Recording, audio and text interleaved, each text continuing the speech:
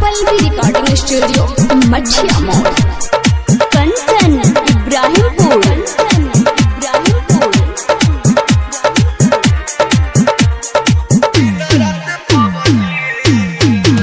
तोहके भूले खातिर लबदी रे खेली दिन रात पबदी रे।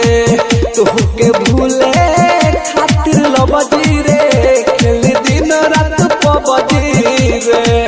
ओखिया जागता निक न लागता, ओखिया जागता निक न लागता, और खाना रोटी सब्जी रे।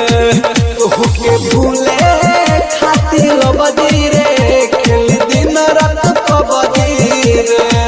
तोहके भूले खातिर लबदी रे रोज खेलता नी पबदी रे। अब कमा के छोड़बे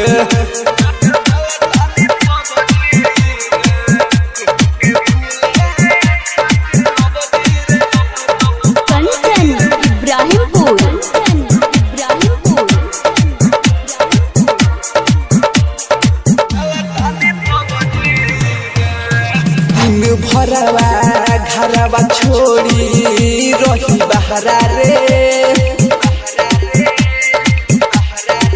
हो प्यार कोई के धोखा दी होले जखम गहरा रे। हो दिन भरवा घरवा छोड़ी रही बहरा रे। हो प्यार कोई के धोखा दी होले जखम गहरा रे। सुन तोरा चक्कर में पिटता रे बाबूजी रे।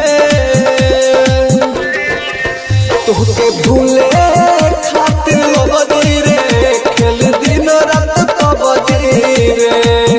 तोहके भूले खातिर लबदी रे खेल दिन रात पबदी रे।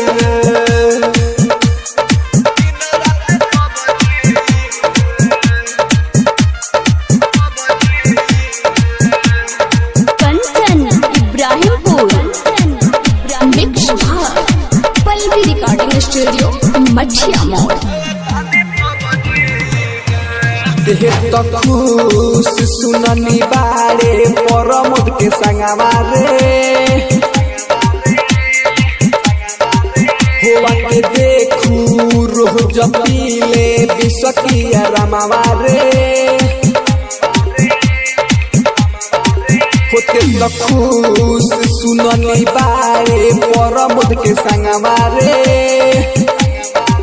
होवा के देखू रोज पीले बिसकिया राम